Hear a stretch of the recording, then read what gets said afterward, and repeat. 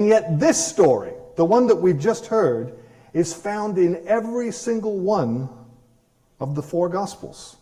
And I don't know about you, but I find myself wanting to say, okay, what is going on here? Why this story? What is it about this miracle that so grabbed the imagination of each of these gospel writers that they determined that it should be a part of their story, the story that they were telling? I mean, they had volumes of material.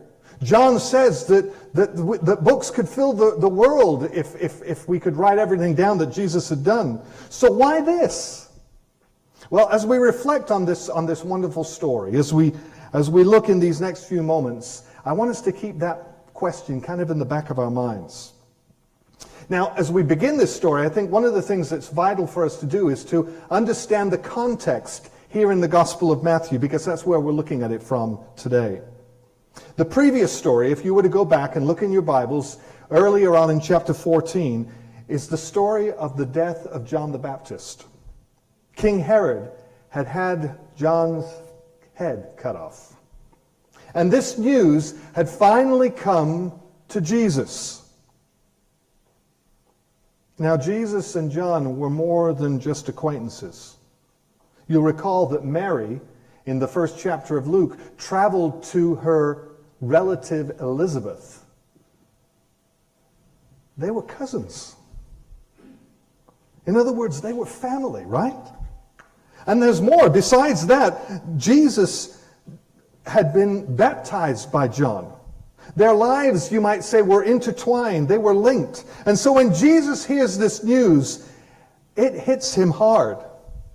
My guess is you know what I mean. It's kind of like a punch to the gut that left him staggering, reeling, crumbling to the ground. Jesus is overwhelmed by this tragic news, truly. So much so that we're told that he gets into a boat to get away.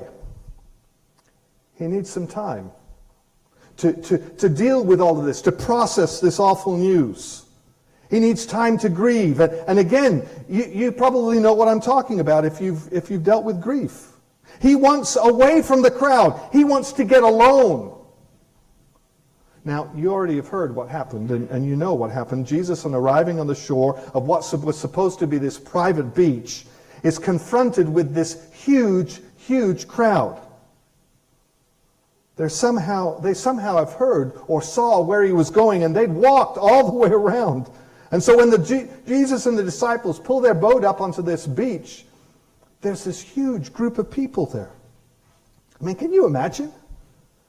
Jesus had been looking. He's been looking to get away, to retreat.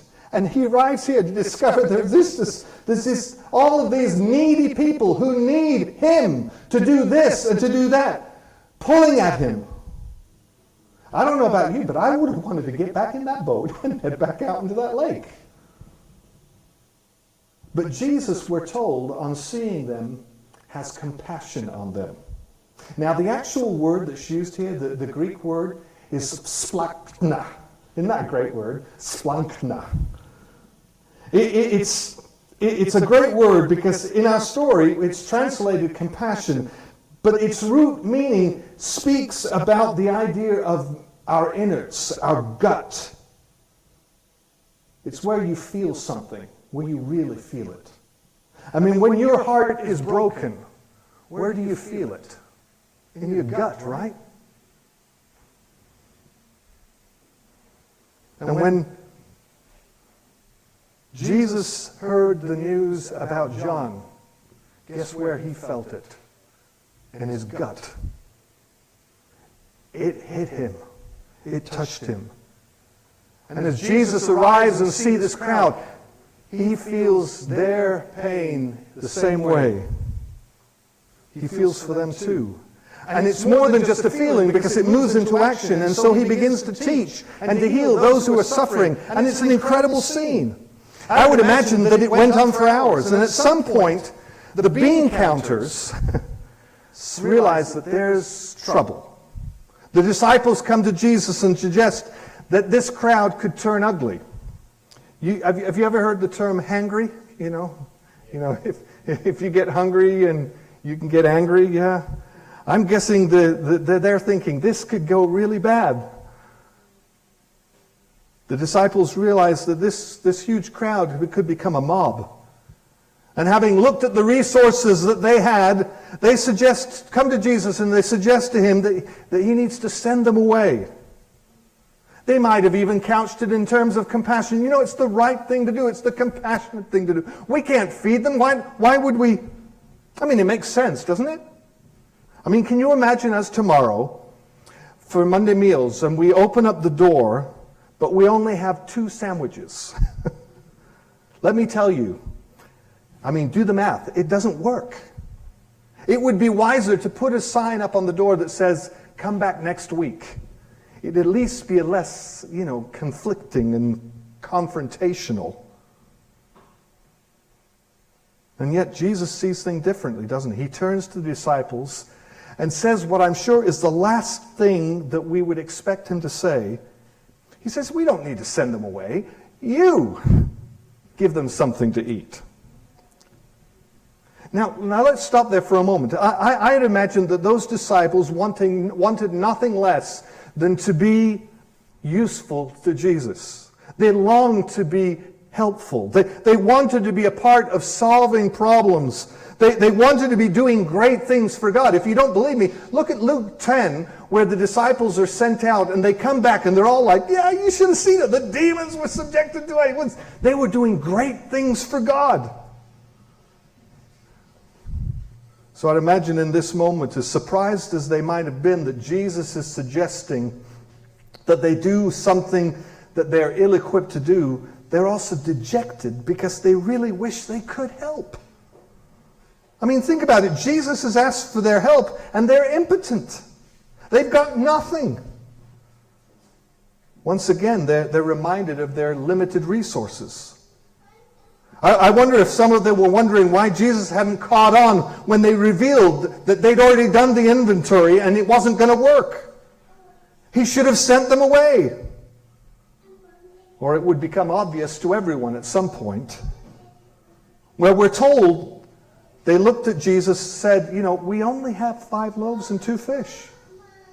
Now, I don't think when they said that they were thinking, well, maybe that's enough. I don't think they were thinking, well, maybe this could solve some of the problem. Let me explain what I really think that they were saying. I think they were saying, Jesus, we got nothing. We got nothing. I mean, let's think about this. What would 5 loaves of bread do to solve the hunger of a crowd that probably numbered 10,000? Remember, it's 5,000 men plus women and children. I mean, we buy 10 loaves of bread for each Monday, for Monday meals. We serve less than 50 individuals who come through the door. I mean, 5 loaves is nothing. 2 fish is nothing.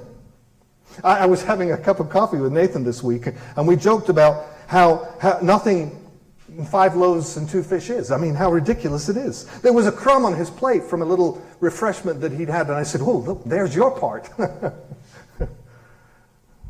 It wouldn't be funny, though, would it, with 5,000, 10,000 people staring down at you who are hungry, who are looking for something.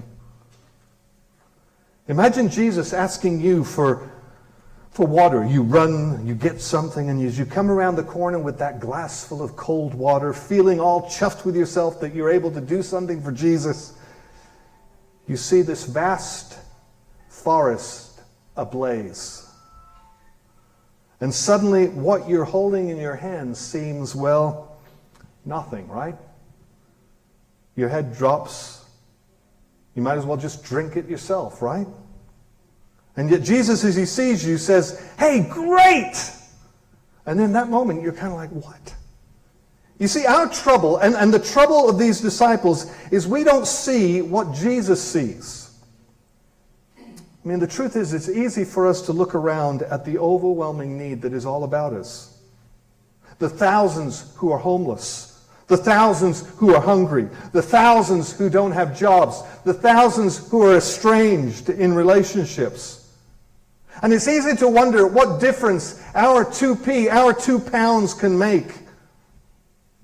As a church, we might look at what we do and think, well, it's not that much. It really doesn't make any difference, does it? I mean, our Monday Meals program helps maybe 45 people a week. I mean, let's face it, there are a lot more than 45 hungry people in this community. I mean, what difference do a few sandwiches make? Like the disciples, we see the overwhelming need and figure the best solution perhaps is just to shut it down and hope somebody who can really solve the problem will come along. Somebody with those deep pockets. Somebody with some serious capital. And maybe you're sitting there thinking, well, but they had Jesus. We do too. Besides, have you considered this? Jesus arrives on this beach, and he is empty. He was looking for a way to get away. He was hurting. He needed to be refueled himself. When he got into that boat, he was going on retreat. And I want to add something to that. I think that's good. It's a reminder to all of us that we cannot run on empty. That we can't keep going and going and going. That all of us have to stop. That we all need Sabbath rest. That we all need sleep. That we all need food. I mean, every time I'm driving my car, I notice that gas gauge keeps going down. I can't just keep going. I've got to, at some point, got to pull into a filling station and fill it up. We're needy. In fact, as we will discover next Sunday, Jesus, following this event, heads up on a mountain to have that retreat. He leaves his disciples to cross the lake alone, going up the mountain to be with his Father. He doesn't just keep going and going and going. Jesus himself stops. He grieves. He prays. And he's restored.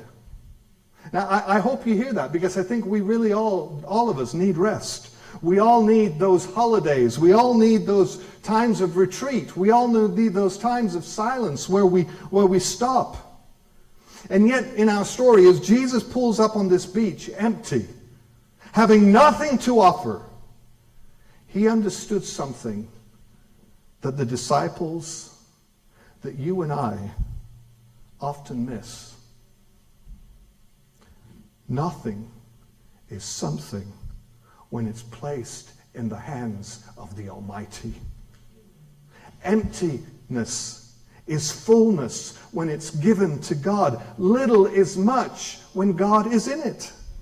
You see, the reality is we don't serve God out of our own resources, but out of His. We don't work out of our own strength, but His. He is the one who feeds. He is the one who renews. He is the one who sustains, right?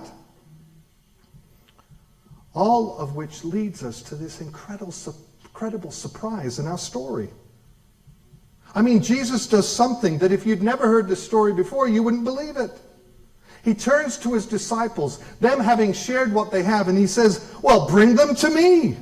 I mean, he actually wants their pitiful lunch. Their jam sandwiches. Jesus is saying, I want your 5 loaves. I want your 2 fish. I want that glass of water.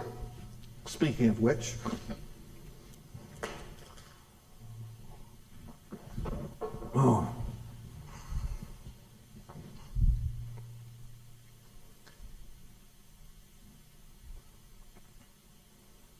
he wants the nothing that we possess. He wants the limited, insignificant, meager, paltry, negligible resources that we hold. I mean, is that not crazy? He even wants your 2p. He wants us to bring them and to give them to him.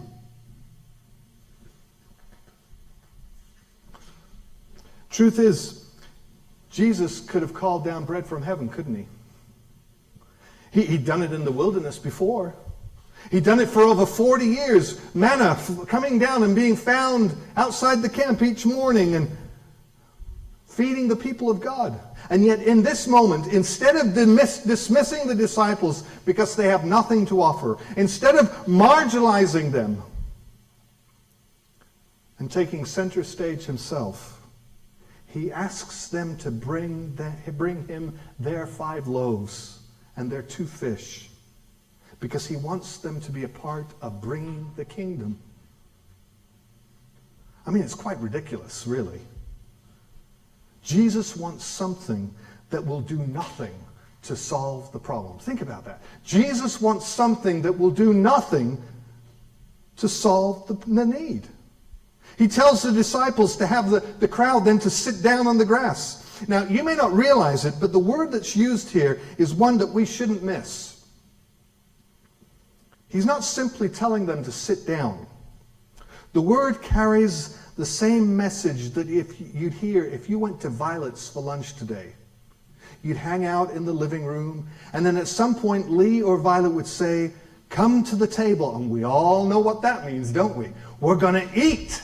We're going to feast. The food's ready. It's time to eat. And the word that Jesus uses in this story carries that same kind of baggage.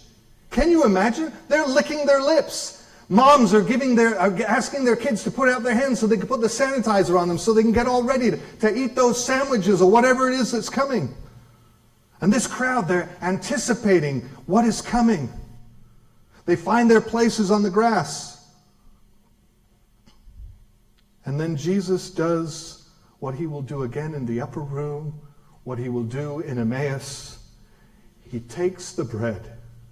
He gives thanks to God for it. He breaks it, and then he gives it. The language is sacramental. It points to the Eucharist, to the Lord's Supper, the sacrifice of Christ on the cross for our salvation. And in our story, we're not given the details of how the miracle occurred. We simply know that this crowd is fed. In fact, we learn that they are satisfied, that they are full. Or as my nanny used to say, TTT. You know, tummy touching table. That's the language she would use. They are so full that the disciples collect 12 baskets. 12 baskets full of leftovers. I mean, there's more now than there was at the beginning. Yeah, have you ever considered this? While this miracle impacted over 10,000 people, and imagine most of them probably had no idea what was going on. All they knew was their stomachs were full. Now, sidebar here. I wonder, in our own lives, how many times we've been like that family at the back of this crowd who has no idea what's happened. All they know is they've just had a great feast. It makes me think that we should be thankful to God for the blessings that come our way. Who knows what God has done to bring them into our lives? I mean, have you ever wondered how often the provisions, the blessings in your life are the result of God's hand? His work? Maybe even a miracle? I mean, Jesus doesn't just meet this need, he overwhelms it. I don't know about you, but I think I'm starting to understand why this wonderful story is found in each of the Gospels. In this story, we're reminded that God sees us in our need. And I can't help but ponder his grace. Jesus sees us in our need, and instead of turning and getting back in the boat and walking away or, going away, he comes and he meets us in our need, and he satisfies our hunger, no matter what that might be. But there's more, and this to me is incredible. In this story, we're reminded that God invites us to participate with him in his kingdom work. We are not simply called to receive, we're called to give. Maybe that scares you.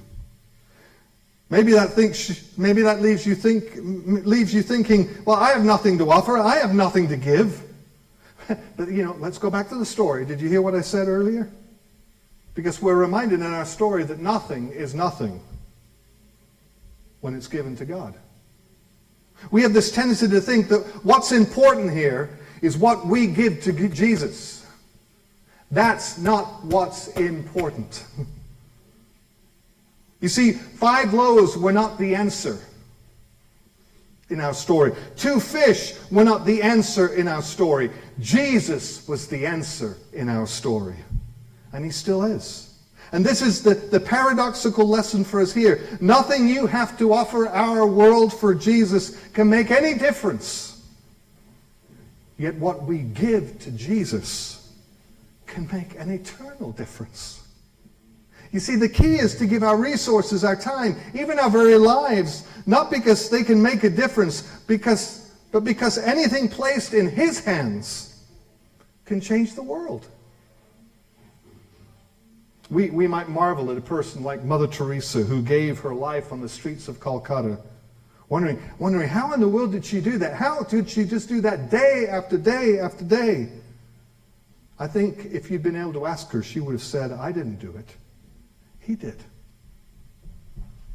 You see, when we give him our time, our resources, even what we see as nothing, he does great things.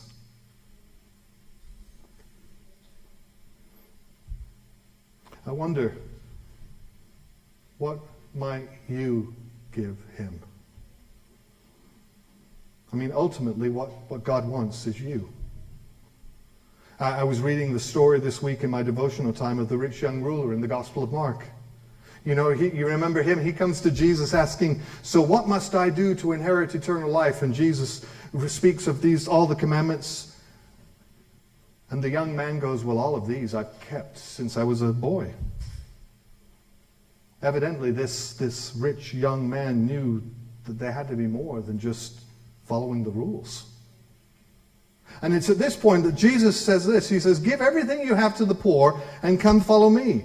You see, Jesus didn't want his wealth. He wanted him. And he wants you. And you. And you.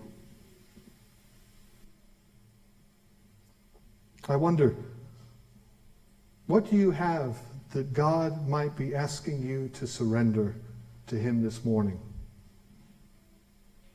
How might God be inviting you to participate in his kingdom? Maybe you're thinking, I know it's nothing, but it's all I've got. Can you give it to him? I remember when I was dating Annette, and it was a serendipitous thing that we were allowed to be in San Diego for a week because her team that she was on, she was going to Guyana on a mission team. The visas were being delayed. And so as she stayed there in San Diego, I got to be her host. And so this is where we began to date. Anyway, I remember we went to this place called Shelter Island, and there was this Japanese friendship bell on the island. And you had to leap over this short area where there was water to get to it. Well, she leapt and she fell. You should have seen her knee. It was just a mess. The blood everywhere. It was just awful. My boss was actually with us. And he reaches into his back pocket and he pulls out his wallet and he opens it up and he pulls out this plaster. And as he pulls it out and as he looks at her knee and he looks at me, he takes the plaster and he puts it back in his wallet. The plaster was about this big. I don't know why they make plasters that size. I mean, they're not even big enough to cover a little child's finger almost. I mean, they're just ridiculous. But instead of giving us the plaster, he put it back in his wallet. And I think in many ways we're inclined to do the same thing, aren't we? We look at what we might offer and we decide it can't make a difference. In fact, it just makes us look stupid. It's nothing. It's insignificant. So instead of giving it, we put it back in our pocket. We put it back in our wallet. We put it back in our purse. Jesus is here this morning, and he's asking this question. What have you got? Well, what do you have? Those guys had 5 loaves and 2 fish. What do you have? Will you give it to him? My guess is you know good and well what God is calling you to surrender. I've come to appreciate the fact that God's Holy Spirit is at work as we gather. And maybe He's been talking to you and saying, you know that one, I'd really like it if you give that to me. Maybe you're thinking, well, what difference would that make? But again, it's not about that. It's not what we give that makes the difference. It's the one to whom we give it that makes the difference. Just think, Jesus is saying the same thing to us that He said to the disciples that day. I mean, it's kind of exciting, don't you think? He's inviting us to participate in bringing about His kingdom. He's inviting us to share in the joy of seeing a miracle. And He's simply saying to us, bring them to me. Bring it to me. Will you? And I find myself wondering, as we answer that, as we say yes to that, what miracle will we see? What will we see happen? Lauren and the youth are going to come and lead us in a song. As they do, my hope is that you would do more than just sing these words, but that you'd use them as an opportunity for you to give Him your 2p. That thing that seems like nothing, perhaps, or maybe it seems like everything because it's all you've got. So that rich young ruler, he thought, there's no way I can do that. And he went away sad. And he missed out on the great opportunity to see what God wanted to do. Let's sing together, I will offer up my life.